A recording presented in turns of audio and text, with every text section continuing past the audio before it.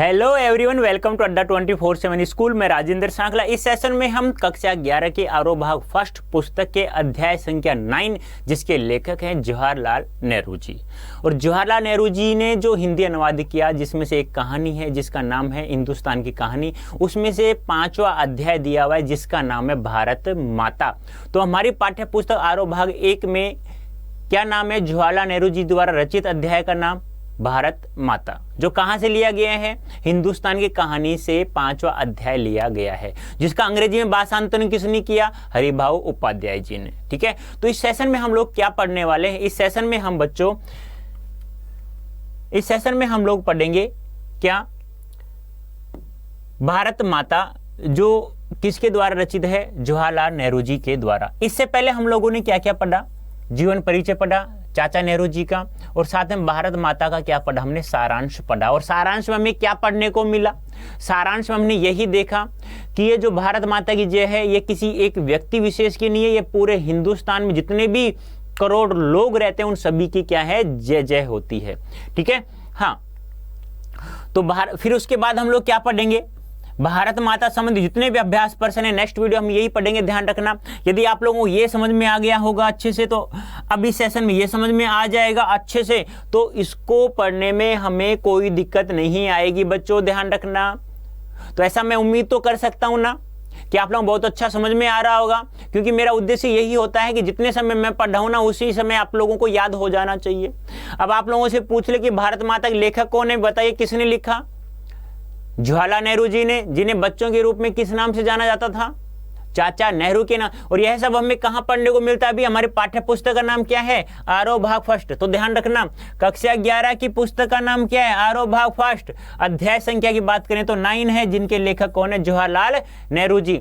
तो इस सेशन में हम लोग क्या पढ़ने वाले हैं? भारत माता। तो भारत माता की जय बोल दो एक बार तो। क्यों बच्चों? इसमें भारत माता की जय बोलना भी है, और हमें जिंदगी भर, जब से हमने जन्म लिया, जब तक हम मरेंगे नहीं, जब तक हमें भारत माता की जय बोलते ही रहना है। यदि आपसे पूछ लिया जाए कि भारत माता के लेखक कौन है, तो बताओ बच्चों जल्दी से, भारत माता के लेखक कौन है? अरे अभी भारत माता की जय बोल दी आप लोगों ने, तो लेखक का नाम बता दो। क्या नाम है लेखक का?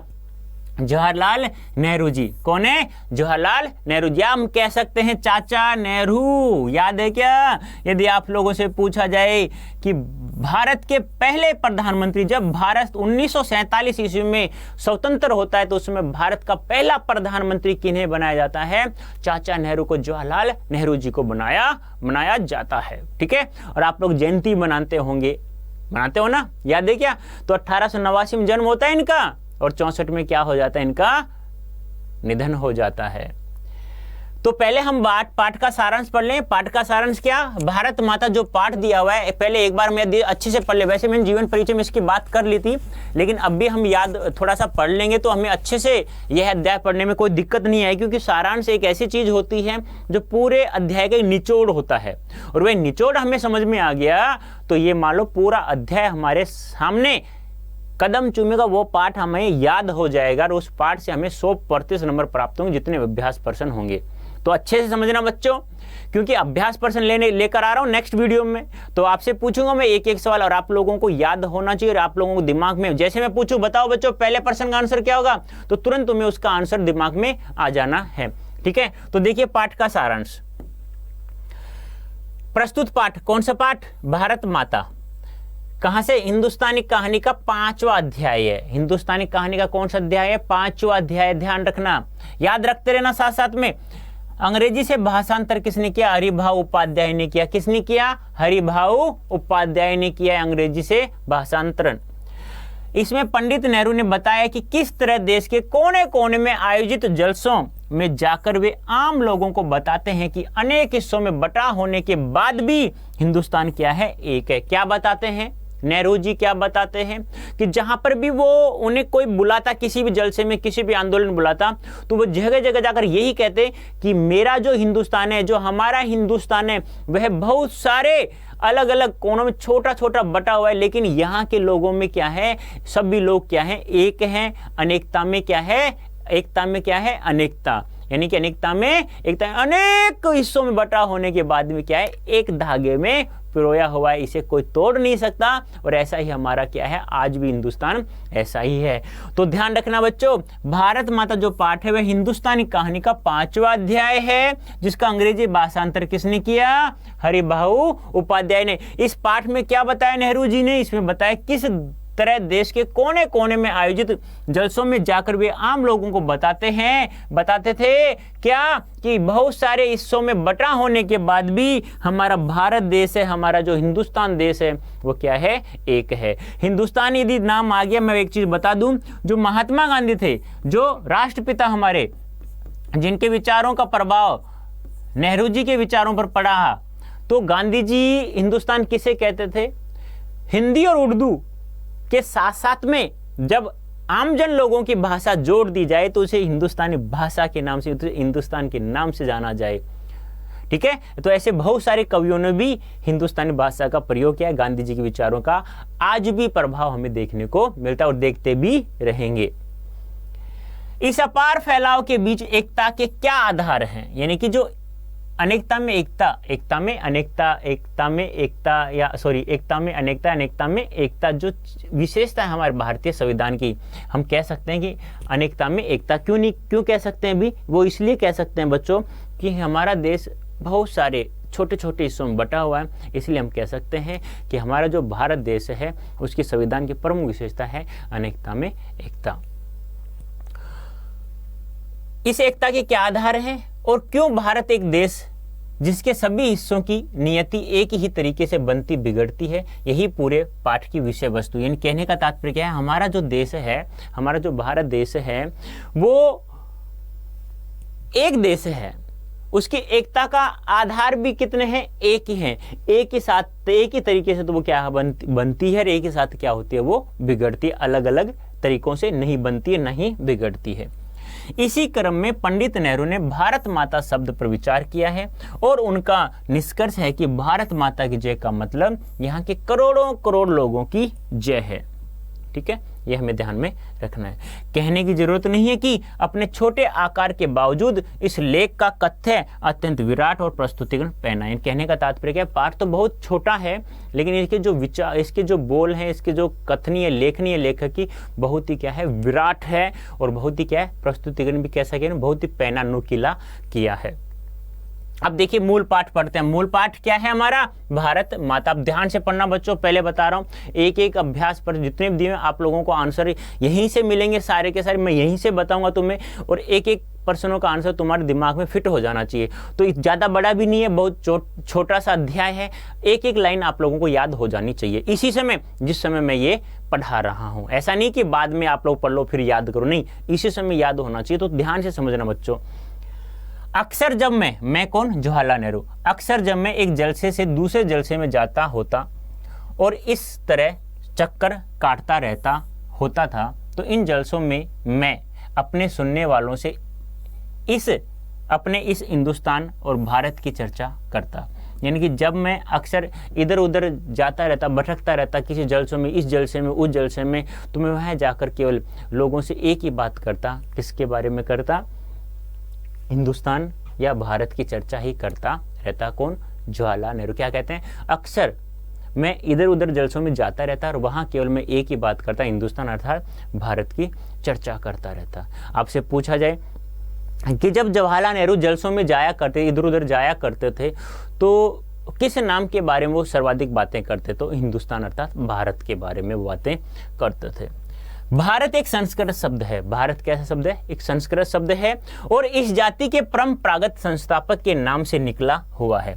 और भारत किस भाषा का शब्द है, एक संस्कृत भाषा का शब्द है और इस जाति के परंपरागत संस्थापक के नाम से निकला हुआ है क्या, भारत शब्द। मैं शहरों में ऐसा बहुत कम करता क्योंकि वहां के सुनने वाले कुछ ज्यादा सियाने थे। सियाने यानी समझदार,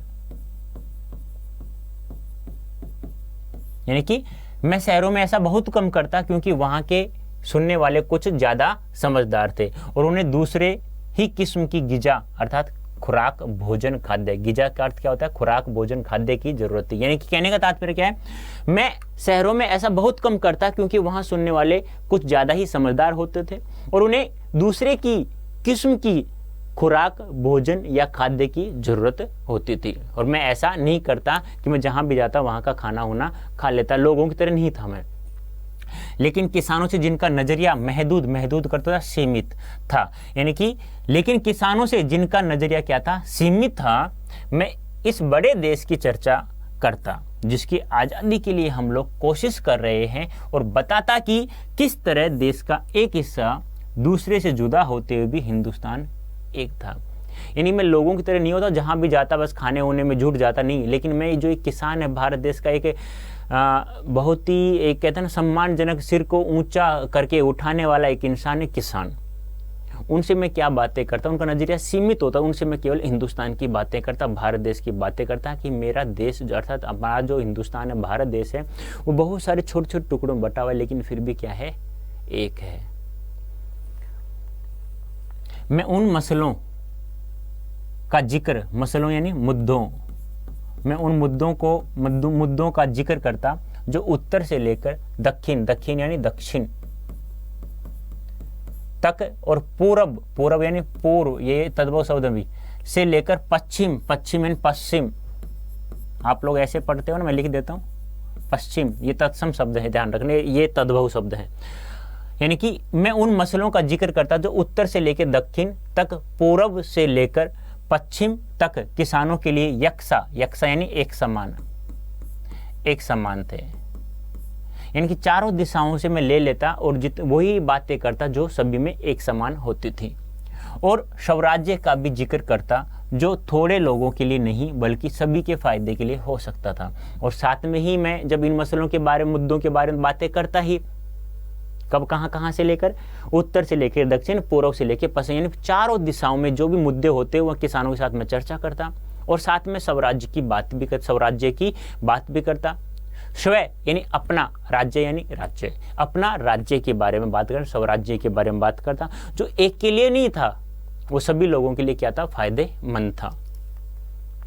मैं उत्तर पश्चिम में खैबर के दर्रे से लेकर धुर दक्षिण में कन्याकुमारी तक की अपनी यात्रा का हाल बताता, और यह कहता कि सभी जगह किसान मुझसे एक से सवाल करते हैं क्योंकि उनकी तकलीफें एक से हैं। यानी कहने का तात्पर्य क्या है कि मैं जहां भी जाता, यानी देखो उत्तर पश्चिम में खैबर के दर्रे से लेकर, यानी उत्तर पश्चिम से लेकर के दूर दक्षिण भाग में कन्याकुमारी तक जब मैं यात्रा करता तो सभी किसानों की बस एक ही बात होती, और वो एक ही बात क्या होती? क्योंकि उनकी एक ही बात इसलिए होती, उनकी तकलीफें क्या थी?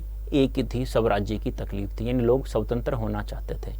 कहने का तात्पर्य है, जब मैं किसानों किसी भी जलसे में जाया करता, यानी कहीं पर भी इधर उधर जाया करता, तो मैं तो स्वयं तो हिंदुस्तान के बारे में बातें करता ही इधर उधर की, लेकिन मैं यही कहता कि मेरा हिंदुस्तान अलग अलग जगहों में छोटे छोटे टुकड़ों में बटा हुआ, लेकिन फिर भी क्या है? एक है वो। और जब भी मैं जहां जाता तो किसान मुझसे एक ही सवाल करते, क्योंकि उनकी तकलीफ भी क्या थी? एक ही थी। यानी गरीबों, कर्जदारों, पूंजीपतियों के शिकंजे, जमींदार, महाजन, कड़े लगान और सूद, पुलिस के जुल्म, ये सभी बातें गुंथी हुई थी उस ढड्ढे यानी बोझ, उस ढड्ढे के साथ जिसे एक विदेशी सरकार ने हम पर लाद रखा था, और इनसे छुटकारा भी सभी को हासिल करना था। कहने का तात्पर्य इनकी क्या कहा लेखक ने भी, क्या कहा था कि मैं जहां भी जाता तो सभी लोग, सभी तरह के किसान होते तो वो एक ही मुद्दा उठाते मेरे सामने, एक ही सवाल रखते थे, क्योंकि सभी की तकलीफें भी एक थी। वो तकलीफ क्या थी? शोषण, शोषित वर्ग था, उनका शोषण कर रहा था। कौन कौन? यानी गरीबों, कर्जदारों, पूंजीपतियों के शिकंजे, जमींदार, महाजन, कड़े लगान और सूद, पुलिस के जुल्म, और ये सभी बातें गुथी हुई थी, और यही उनकी क्या थी? एक तकलीफ थी। उनसे वो दूर होना चाहते थे, वो स्वतंत्र होना चाहते। उस बोझ के साथ, ढड्ढे यानी बोझ के साथ जिसे एक विदेशी सरकार ने हम पर लाद रखा था, यानी कि हम पर ये सब जुल्म, यानी कि हमें ये सब चुकाना पड़ता था, लाद रखा था, इनसे छुटकारा सभी को हासिल करना था। मैं इस बात की कोशिश की कि लोग सारे हिंदुस्तान के बारे में सोचें, और कुछ हद तक इस बड़ी दुनिया के बारे में भी जिसके हम एक जुज हैं। कहने का तात्पर्य क्या है कि मैंने एक इस बात की कोशिश की कि लोग सारे हिंदुस्तान के बारे में सोचें और कुछ हद तक इस बड़ी दुनिया के बारे में भी जिसके हम एक क्या हैं, जुज हैं। मैं अपनी बातचीत में चीन, स्पेन, अबिसिनिया, मध्य यूरोप, मिस्र और पश्चिम एशिया में होने वाले कसम-कसों का जिक्र भी ले आता। यानी कि मैं जब जलसे में जाता तो मैं लोगों के साथ, अर्थात किसानों के साथ में मैं कभी कभी चीन की, स्पेन की, अबिसिनिया की, मध्य यूरोप की, मिस्र की और पश्चिमी एशिया में होने वाले कसम-कसों यानी ऊहा-पोह है, पसों पेश, यानी कि कहने असमंजस की स्थिति होती थी, उनका जिक्र मैं कभी कभी हमारे किसानों, हमारे लोगों के सामने मैं खड़ा कर देता, यानी बता देता। मैं उन्हें सोवियत यूनियन में होने वाली अचरज यानी आश्चर्य भरी तब्दीलियों यानी परिवर्तनों का हाल भी बताता और कहता कि अमेरिका ने कैसी तरक्की की है, अमेरिका ने किस प्रकार से तरक्की कर लिया, हमें भी ऐसा ही बनना है। एक बार वापस देखिए, मैं अपनी बातचीत में चीन, स्पेन, अबिसिनिया, मध्य यूरोप, मिस्र और पश्चिम एशिया में होने वाले कसम-कसों का जिक्र भी मैं ले आता। मैं उन्हें सोवियत यूनियन में होने वाले अचरज भरी तब्दीलियों का हाल भी बताता और कहता कि अमेरिका ने कैसे तरक्की की है। यह काम आसान नहीं था, लेकिन जैसा मैंने समझ रखा था वैसा मुश्किल भी नहीं था। यानी कि यह चीज़ जो मैं बता रहा था यह हमारे देश में होने के लिए एक आसानी था, लेकिन यह मुश्किल भी नहीं था, क्योंकि प्रत्येक भारतवासी के लिए कोई भी काम मुश्किल नहीं है। इसकी वजह यही थी कि हमारे पुराने महाकाव्यों ने, पुराणों की कथा कहानियों ने, जिन्हें वे खूब जानते थे, उन्हें इस देश की कल्पना करा दी थी। और हमेशा कुछ लोग ऐसे मिल जाते थे जिन्होंने हमारे बड़े बड़े तीर्थों की यात्रा कर रखी थी, जो हिंदुस्तान के चारों कोनों पर है। या हमें पुराने सिपाही मिल जाते जिन्होंने पिछली बड़ी जंग में या धावों के सिलसिले में विदेशों की नौकरियां की थी। यानी कि यह सब जानकारी हमें पहले से ही है, क्योंकि हमारे इतिहास, पुराणों, महाकाव्यों में लिखा हुआ है। या हमें कुछ ऐसे सिपाही मिल जाते जो पुरानी लड़ाइयों में दावा बोल रखा था, किसी मुकदमे से लड़े हुए थे या किसी लड़ाई में लड़े हुए थे, लड़ाई किए हुए थे, उनसे हमें कुछ बातें जानकारी मिल जाती थी और मैं उन्हें बड़े ध्यान से सुनता और बड़े ही लगाव से उनके बारे में अमल करने की सोचता। तो कहने का तात्पर्य क्या है कि जैसे उन्होंने देश के बारे में कल्पना की थी, तो उस कल्पना को साकार करने के लिए उन्हें कोई ना कोई समय समय पर मिल जाता था। सन 30 के बाद, सन 30 यानी 1930, ध्यान रखना, ये सन 30 के बाद आर्थिक मंदी पैदा हुई थी। उसकी वजह से दूसरे मुल्कों के बारे में मेरे हवाले उनकी समझ में आ जाते थे। यानी कि 1930 के बाद जो आर्थिक मंदी आई, आर्थिक मंदी यानी पैसों की जो कमी आई, जो हमारे पास अकाल पड़ा, उसकी वजह दूसरे मुल्कों के बारे में मेरे हवाले उनकी समझ में आ जाते थे। मेरे हवाले यानी मेरे जो बोल थे वो उनकी समझ में आ जाते थे। कभी ऐसा भी होता कि जब मैं किसी जलसे में पहुंचता तो मेरा स्वागत भारत माता की जय इस नारे से जोर के साथ किया जाता। यानी कि जब मैं किसी भी जलसे में जाता तो मेरा वहां पहुंचा, मेरा स्वागत जो होता वो किस प्रकार होता, भारत माता की जय इस नारे से जोर के साथ किया जाता। मैं लोगों से अचानक पूछ बैठता कि इस नारे से उनका क्या मतलब है, यह भारत माता कौन है जिसकी वो जय चाहते हैं। यानी मैं जब भी जाता, जहां भी जाता, भारत माता की जय बोलते। मैं अचंभे में रहता था, मैं थोड़ा सा आश्चर्य करता कि ये भारत माता कौन है, ये भारत माता की जय, किस भारत माता की जय चाहते हैं। तो उनको समझ में कुछ नहीं आता था। मेरे सवाल में उन्हें कुतूहल यानी उत्सुकता, ताजुब यानी आश्चर्य होती है। जब मैं यह सवाल करता तो लोगों को उत्सुकता अर्थात आश्चर्य होता और कुछ जवाब न बन पड़ने पर वे एक दूसरे की तरफ या मेरी तरफ देखने लगते। यानी कि जब वो ऐसा ही सवाल ही ऐसा था कि जब मैं बोलता भारत माता की जय क्या है, तो क्या वो एक दूसरे से बातें करते या मेरी तरफ देखने लग जाते। मैं सवाल करता ही रहता। आखिर एक हट्टे खट्टे जाट ने अनगिनत पीढ़ियों से किसानी करता आया था, जवाब दिया कि भारत माता से उसका मतलब है धरती से। यानी कि बहुत सारी पीढ़ियों से उन्होंने वो जो जाट था किसानी करता हुआ आया था, तो उन्होंने बड़े जोर शोर से कहा कि भारत माता यानी कि धरती माँ से मतलब है हमारा। कौन सी धरती? जब जवाहरलाल नेहरू कहता है कौन सी धरती, खास उनके गांव की धरती या जिले की या सूबे की या सारे हिंदुस्तान की धरती से उनका मतलब है। यानी वो कहता है क्या तुम्हारे गांव की या सूबे की या जिले की या पूरे हिंदुस्तान की धरती से मतलब है या पूरे हिंदुस्तान की धरती से मतलब है। इस तरह सवाल जवाब चलते रहते, यहाँ तक कि वे ऊब कर मुझसे कहने लगते कि मैं ही बताऊं। यानी कि जब वो एक दूसरे से देखते, ऐसे इस प्रकार देखते, जब उन्हें सवाल नहीं मिलता क्या मेरी तरफ देखते, अब वो इस प्रकार देखते कि जब मैंने पूछा कि आपके सूबे की धरती, आपके गांव की धरती, आपके ज़िले की धरती या पूरे हिंदुस्तान की धरती, तो वो इस प्रकार से मेरी तरफ देखते कि उन्हें ऐसा हो रहा था कि चलो ठीक है मैं ही बताऊं इस सवाल का जवाब भी। मैं इसकी कोशिश करता और बताता कि हिंदुस्तान वह सब कुछ है जिसे उन्होंने समझ रखा था, लेकिन वह इससे भी बहुत ज़्यादा है। यानी कि मैं इसकी कोशिश करता इस सवाल का जवाब ढूंढने की, तो बताता कि हिंदुस्तान वह सब कुछ है जिसे उन्होंने समझ रखा था, लेकिन वह इससे भी बहुत ज़्यादा, यानी जितना हिंदुस्तान के बारे में वो समझते थे चाचा नेहरू जी, उससे भी कुछ बढ़कर था हमारा हिंदुस्तान। हिंदुस्तान की नदी और पहाड़, जंगल और खेत जो हमें अन्न देते हैं, ये सभी हमें अजीज हैं, यानी अजीज यानी प्रिय है। यानी कहने का तात्पर्य क्या है, हिंदुस्तान नदी, पहाड़, जंगल, खेत जो हमें क्या देते हैं, अन्न देते हैं, ये सभी हमें क्या है, स्नेह है, यानी इन सभी से हम क्या करते हैं, प्रेम करते हैं। लेकिन आखिरकार जिनकी गिनती है वे हैं हिंदुस्तान के लोग, उनके और मेरे जैसे लोग जो इस सारे देश में फैले हुए हैं। लेकिन आखिरकार गिनती किनकी थी, गिनती थी हिंदुस्तान के लोगों की, जो उनके और मेरे जैसे लोग हैं जो इस सारे देश में क्या है, फैले हुए हैं। बताया ना चाचा नेहरू जी ने, जवाहरलाल नेहरू जी ने पहले बताया कि हमारे हिंदुस्तान बहुत सारे छोटे छोटे टुकड़ों में बटा हुआ है, लेकिन फिर भी क्या है, एक है। भारत माता दरअसल वास्तव में, यानी दरअसल यानी क्या हो जाएगा, वास्तव में, अर्थ क्या हो जाएगा, या तो बोलो वास्तव में या बोलो असल में,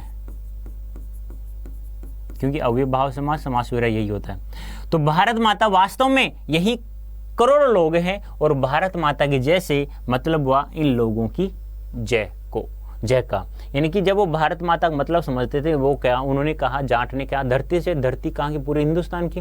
तो अब लेखक कह रहे हैं, या जवाहरलाल नेहरू, चाचा जी नेहरू जी कह रहे हैं कि भारत माता दरअसल यहाँ के करोड़ों लोग हैं, और भारत माता की जय से मतलब हुआ इन लोगों की जय।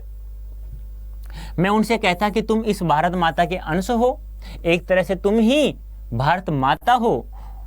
और जैसे जैसे ये विचार उनके मन में बैठते, उनकी आंखों में चमक आ जाती।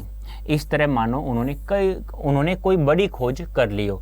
यानी कि क्या, जब मैं उनसे कहता कि तुम इस भारत माता क्या हो, अंश हो, इस तरह से तुम ही क्या हो, भारत माता हो। और जैसे जैसे ये विचार उनके मन में बैठते तो उनकी आंखों में क्या आ जाती, चमक आ जाती। इस तरह मानो उन्होंने कोई बड़ी खोज कर ली हो। यानी कहा ना इन्होंने कि जब किसी भी जलसे में जाता तो मैं एक दूसरे गांव की, मैं वहाँ की बातें करता और मैं ही कहता तुम क्या हो, सभी एक हो, अलग अलग बटे हो। कभी कभी मैं विदेशों की बातें, मिस्र, स्पेन, अबिसिनिया, और यही बताता कि यूनाइटेड यानी कि अमेरिका ने किस प्रकार तरक्की कर ली है। तो इससे क्या हो जाता, उन लोगों की में एक क्या हो जाती, चमक आ जाती आंखों में। तो यह क्या है, हमारा भारत माता जो अध्याय हमारा समाप्त होता है। कहने का तात्पर्य क्या है बच्चों, कहने का तात्पर्य यहाँ जो हमारे पाठ में भारत माता है, सीधे सा मतलब एक ही है कि भारत माता मतलब धरती माता, धरती माता मतलब यानी पूरे हिंदुस्तान के लोगों की माता। और पूरे हिंदुस्तान का मतलब क्या था लेखक का, कि जो हमारा हिंदुस्तान है वह छोटे छोटे टुकड़ों में बटा हुआ है, लेकिन फिर भी छोटे छोटे टुकड़ों में बटे होने के कारण फिर क्या है, वो एक है। ऐसा नहीं है कि हमारे देश में कि कानून अलग अलग है सभी के लिए, लेकिन ना, ऐसा नहीं है, क्योंकि कानून सभी के लिए क्या है, समान है, और ये क्या है, एक है। और जब मैं इस प्रकार से उनके बारे में, जब उन्हीं के बारे में बताता कि तुम जो अलग अलग की बातें करो, अलग अलग लोगों की बातें करो, तुम सभी क्या हो, एक हो। जैसा मैं कहता कि तुम ये भारत माता की जय बोलते हो, ये भारत माता एक नहीं है, भारत माता तुम सब हो, लोग हो। यानी कि तुम जो भी जय बोलते हो, तुम करोड़ों लोगों की जय बोल रहे हो। कहने का तात्पर्य क्या है कि हमारे भारत देश, हिंदुस्तान देश अनेक खंडों में बटे हुए भी क्या है, वर्तमान में एक है, और पहले भी एक ही था। तो उम्मीद करता हूं बच्चों आप लोगों को बहुत अच्छे से समझ में आ गया होगा। अब नेक्स्ट वीडियो में हम लोग अभ्यास प्रश्नों के बारे में चर्चा करेंगे। अब एक छोटा सा अध्याय है, ये आपको बहुत अच्छे समझ में आ गया, और उम्मीद करता हूँ आपको एक एक प्रश्नों का जवाब भी दिमाग में आएगा जब मैं आपसे पूछूंगा। तो इस सेशन बनने के लिए सभी का बहुत बहुत धन्यवाद। Thank you so much.